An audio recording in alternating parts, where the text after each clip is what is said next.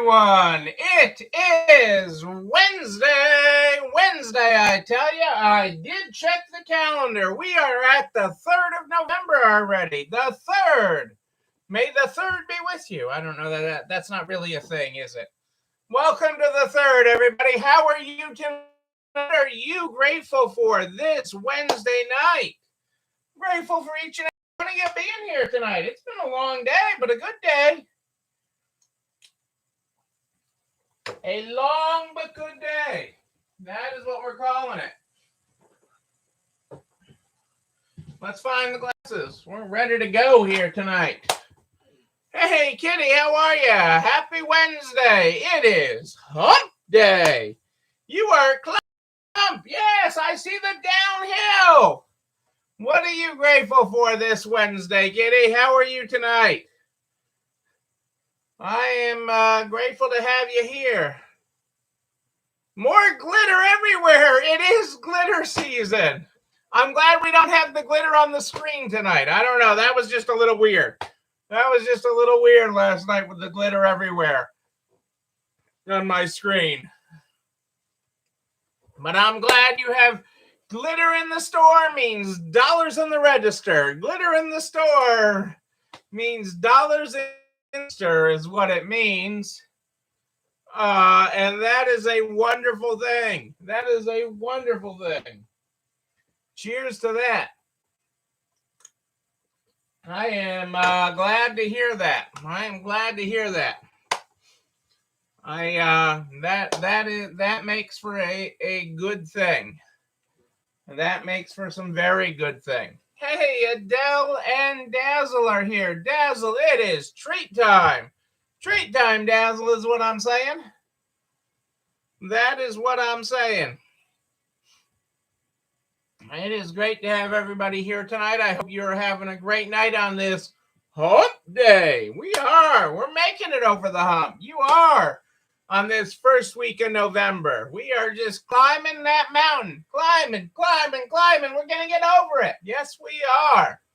Yes, we are. I'm feeling good about the rest of this week. I got a lot I got to get done this week, but I am feeling good about it. Feeling good about it as we race through this week. Yes, Dazzle's favorite words. I aim to please Dazzle. I mean that is what that is what I aspire to do each and every night. If I only reach one listener, every night, and Dazzle is happy that I have done my job. I've done my duty here. It has been a good day, everybody. I'm going to get us started so we can start talking about today. We are going to start with the Good Morning, Good Night book. That is how we start this program every night. Tonight we are on page 68. Good morning, you. It's been a minute. My friend likes you. There you go. That's your good morning tonight. That is your good morning. I had a good day. I had to get out early today. I had to be in Boston today. And you got to appreciate Google right in downtown Boston. This is the first time since in really 2 years that I've been in downtown Boston. And, yesterday I looked up on Google Maps how long it was going to take me to get there because I know pandemic traffic patterns have changed and everything else. And, we looked at that. I looked at it and Google's like, yeah, it might take you 10 minutes. It might take you 10 days. There's a pandemic still going on. Some days people decide to the office. Other days, nobody comes to the office. So you better allow some time if you need to be there at a certain time. And it was good that it did. It took me a couple of hours to get there. It took me a couple hours to make it to downtown Boston this morning. But it was nice to see downtown Boston. It was nice to see people out and about. I was right near, well, you know where I was. I was the meeting that I was there for was held at the Above Cheers. So if you know the show Cheers, the bar Cheers, up above that is what they call the Hampshire House. My meeting was in downtown Boston, right on the Boston Common Park, right there, just down from Beacon Hill, the state capital. And so that is where I was today. You know, it was nice to see people out and about downtown. Certainly not the hustle and bustle on Boston Common that they normally have in quote unquote normal times, but it was nice to see people out and wandering about and walking the city streets. The weird thing is I parked in the parking garage. I could have gotten on-street parking today. That was the weird thing. And I know any of you who've gone to any major city are like, on-street parking? And I'm like, you know, there were spots when I walked over from the parking garage, there were multiple spots there. And I'm like, whoa, I could have actually parked on the street, which would have been really, really weird. But it was nice to be in downtown Boston today. It was nice to catch up with the governor of Massachusetts today. That is what I was there for. And I was there for a meeting. And it was really nice when Nartz was in downtown Boston. That's a long time ago, 2001-ish or so. I think Nartz was in downtown Boston. You know, it was really neat, you know, being down there. And, you know, it was nice having a frank, you know, the governor, when he's in a closed meeting, is fairly, the governor of Massachusetts is fairly, and most politicians are fairly direct in everything, especially when they're not on, quote unquote, on the record. So it was nice to be able to catch up with him. It's nice to, yes, Boston is not a cheap city. We might be able to come back to Boston now. No, I mean, with the depression and hotels costs and everything, we might be able to come back there someday. You know, it certainly was nice. I mean, today was the day, or yesterday's, you know, this is the week that 2 years ago was the last Nartz in-person event.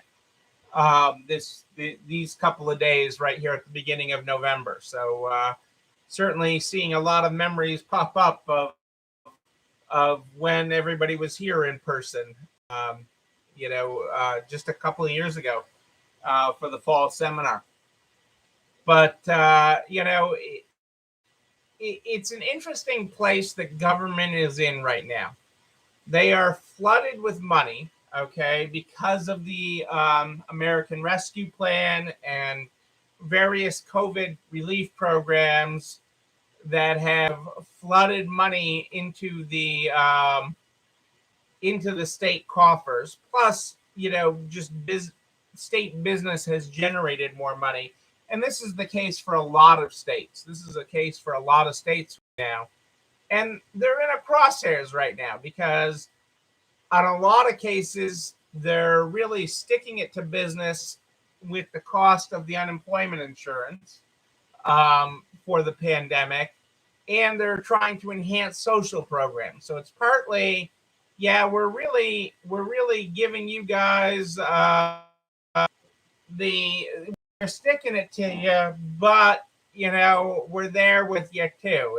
And it's an interesting crossroads that government is trying to weave right now. And so it is an interesting conversation. I'm glad that and honored to have a seat at the table. I also got to meet with the state insurance commissioner today, and you know, discuss things with rate relief and different things and the cost of business. 2004. It's been a long time, almost 20 years since we've been in Boston. I mean, and after a successful thing, we may have to look at, we had a very successful seminar. We may have to look at coming this way again. We'd certainly love to welcome you all back. We'd be honored to have people back out this way. So I was wrong on the dates. I thought it was even longer than that, but certainly, that has been a long time. That's been a long time. But certainly we have the interest out this way. It was certainly great to have all the people that we had out here for fall seminar 2 years ago. That was quite an honor to have all you come and visit this area. But that was really part of my day, is navigating and weaving government relations. That was really a big part of my day today. And seeing how that is, and the interesting thing that the things that they're doing, that they're calling once in a lifetime things, once in a generation spending, at the same time while they're increasing expenses on businesses. And so it's an interesting dynamic at the state level in many states, but it's at the state and city level too. So you got to keep your eye on all of these things, because there's an awful lot happening. And so I am glad to see that, but I'm also glad to see that the state is investing in a Shop Local campaign, and really trying to promote local businesses as we head into the holiday season. So the governor is going to do some public service announcements. He's going to do some radio ads, some TV ads, some social media ads, and really promote that out, which will be great.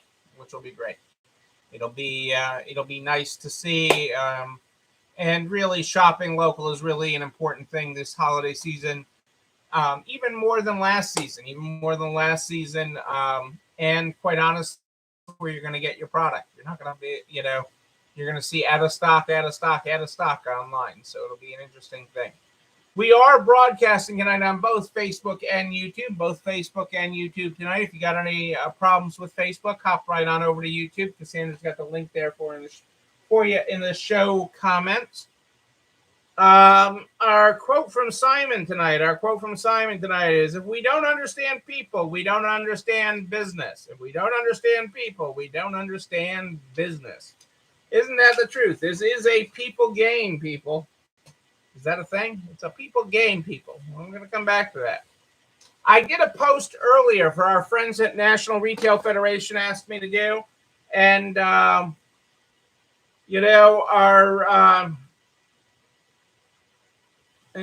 it's a grassroots campaign from our friends at the National Retail Federation to call on Congress to save our shipments. And it's an SOS. To pass critical legislation to address the supply chain crisis. And retail advocates from across the country so far have sent a ton of messages.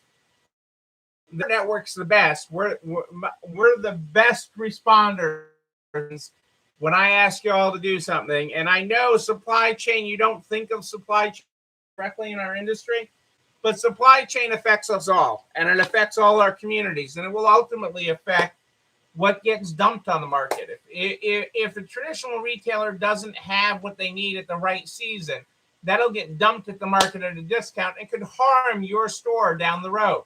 So having a good supply chain overall, and it's for so many things. I mean, I talked about tags recently being a supply chain issue.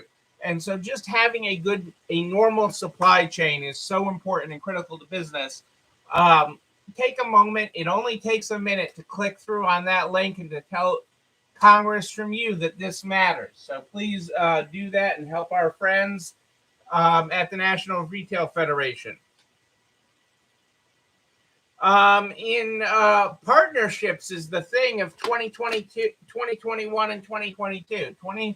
Partnerships is the thing, and the place to make the partnership, if they're not coming in your store, make a partnership with a grocery store. Bed Bath & Beyond will now sell its home and baby stuff at Kroger.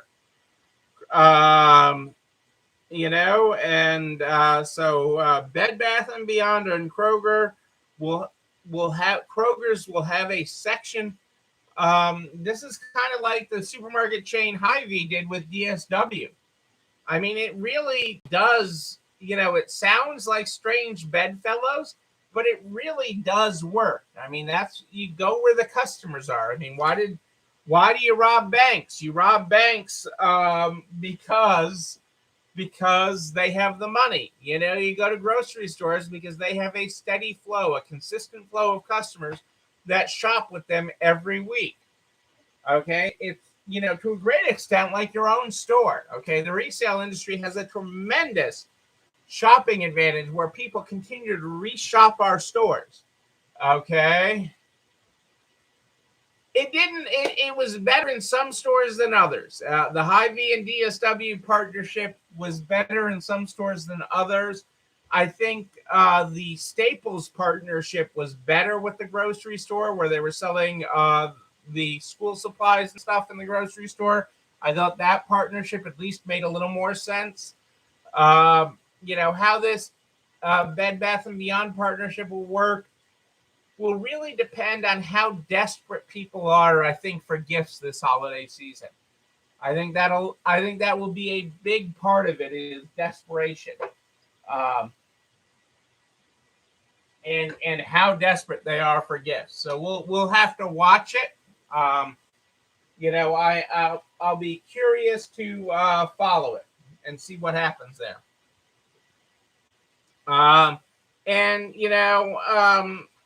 In the same token, Nike and Dick's, which does make sense, are planning to tie their loyalty programs together.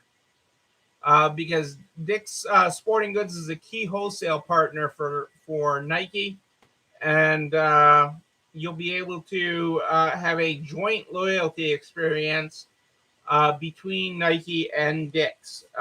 Loyalty programs are a big thing.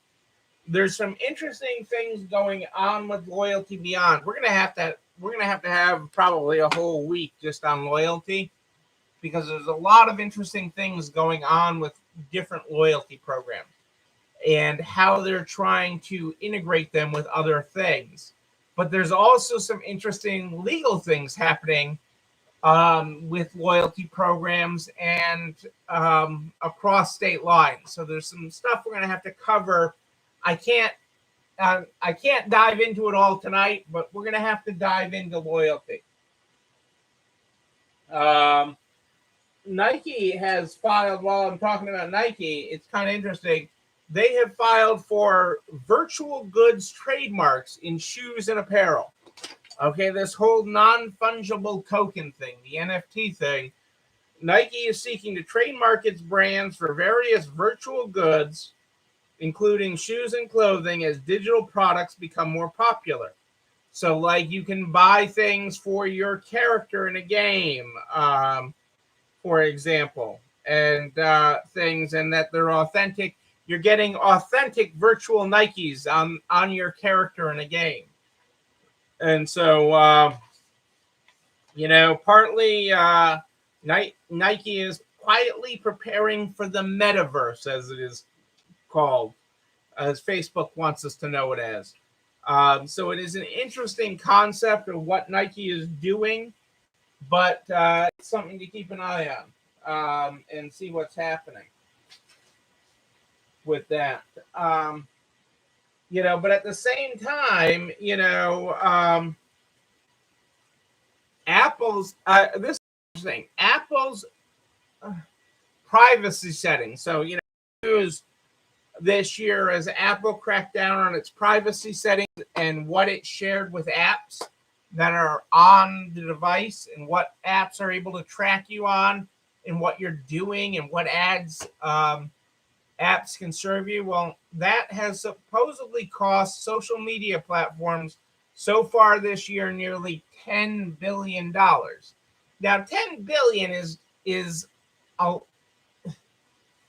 one hand is a lot of money. I'm not trying to diminish $10 billion, okay? Because $10 billion with a B is a lot of money, okay? But it honestly is nothing in comparison to the revenue on all when you accumulate and look at all of the various social media platforms. And I've this week I've as part of the project I'm working on for the SBA, I've been looking a lot at social media um, for different things, and it's in trying to evergreen the discussion of social media from an education standpoint. And so when you look at evergreening it and looking at how you make content that and what engages people on social media, and when you really drill down into social media, regardless of the platforms, the same type of things cause people to connect with you, and that's part of the ultimate with that.